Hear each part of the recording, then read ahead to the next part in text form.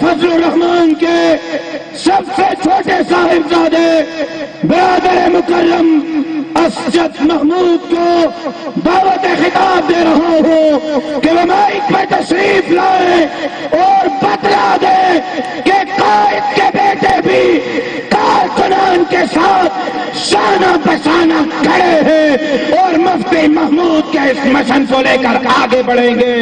نعروں کے گونج میں استقبال کیجیے فرزند قائد حضرت مولانا صاحبزادہ اسجد محمود. آ رہا ہے مولانا آ رہا ہے، اسلام آباد کو لاک ڈاؤن کر رہا ہے، مولانا آ رہا ہے. السلام علیکم ورحمۃ اللہ وبرکاتہ. ان الحمد للہ والصلاة والسلام علی رسول اللہ.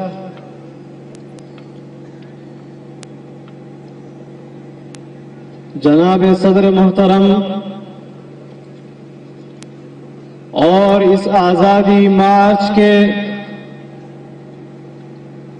عظیم شرکاء، میں آپ کے اس جذبے اور استقامت کو خراج تحسین پیش کرتا ہوں.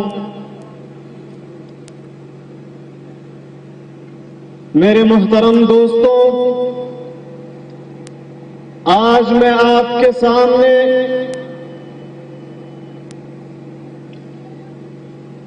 اگر موجود ہوں تو اس وجہ سے نہیں کہ میرے دادا حضرت مفکر اسلام مولانا مفتی محمود رحمہ اللہ اس جماعت کے رہبر تھے، اس وجہ سے بھی نہیں کہ میرے والد محترم قائد حریت حضرت مولانا فضل الرحمان صاحب آپ کے قائد ہیں، بلکہ اگر آج میں آپ کے ساتھ یہاں موجود ہوں تو یہ نظریاتی کشش ہے کہ آپ اور ہم ایک ساتھ آج یہاں پر موجود ہیں اور میں آپ سے مخاطب ہوں.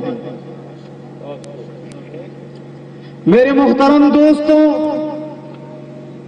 جمعیت علماء دو محاذوں پر جنگ لڑ رہی ہے اور ہمیشہ سے لڑتی آ رہی ہے.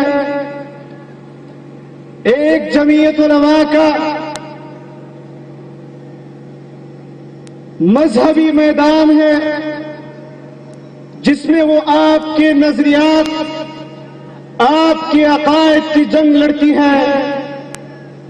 وہ جنگ مقامی طور پر بھی جاری رہتی ہے اور وہ جنگ پوری دنیا میں جمعیت علماء عیسائیت سے بھی لڑ رہی ہے، یہودیت سے بھی لڑ رہی ہے، اور پاکستان کے اندر وہ قادیانیت سے بھی لڑ رہی ہے. اور انشاءاللہ جمعیت علماء اسلام آپ کے نظریات اور عقائد پر کوئی آنچ نہیں آنے دے گی، بلکہ اس کے لیے اگر اپنا خون بھی بہانا پڑا تو اس سے بھی ہم پیچھے نہیں ہٹیں گے. میرے محترم دوستوں، دوسرا میدان ہے سیاسی میدان میں جمعیت علماء آج اگر یہاں پر آزادی مارچ کے ذریعے سے آئی ہے اور ایک عشرے سے زیادہ ہو چکا ہے، پاکستان کی قوم یہاں پر پرامن احتجاج کر رہی ہے، تو سیاسی طور پر وہ اپنے اس ملک میں سول سپریمیسی چاہتی ہے. کسی ڈکٹیٹر، کسی آمر کی حکومت کے زیر اثر وہ یہاں پر اپنی زندگی بسر نہیں کرنا چاہتی.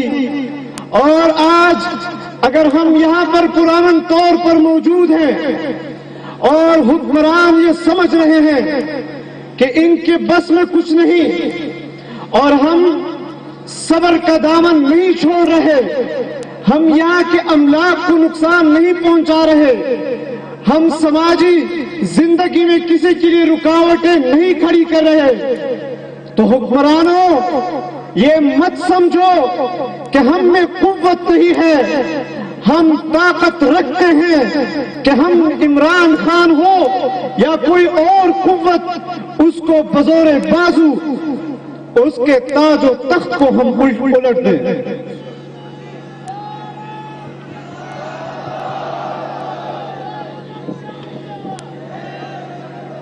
میرے محترم دوستوں، آج پاکستان اقتصادی طور پر بیٹھ چکا ہے، یہاں کی معیشت تباہ ہو چکی ہے۔ میں پاکستان کے نوجوانوں سے کہتا ہوں کہ اگر آج آپ نے پشاور موڑ پر میری قائد کی صدا کو نہ سنا تو پھر آنے والی جو مستقبل ہے وہ بہت تاریک ہوگا۔ آج نوجوانوں کو اپنے لیے، اپنے آنے والی نسلوں کے لیے یہاں پر بیٹھے ہوئے لوگوں کا ساتھ دینا ہوگا۔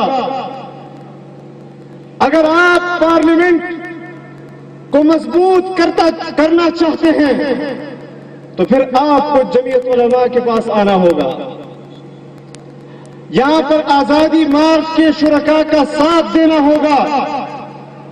اور ایک بات ہم واضح کر دینا چاہتے ہیں کہ جمعیت علماء کا ایک ورکر بھی جب تک زندہ ہو وہ پاکستان میں کسی کی آمریت کو تسلیم نہیں کرے گا، چاہے وہ عمران خان کی صورت میں ہو یا کسی اور قوت کی صورت میں ہو۔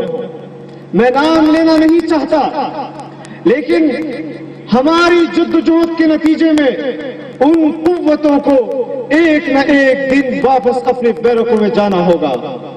ہم اپنے اس مشن سے پیچھے ہٹنے کے لیے کسی بھی صورت تیار نہیں ہے، اور انشاءاللہ پاکستان میں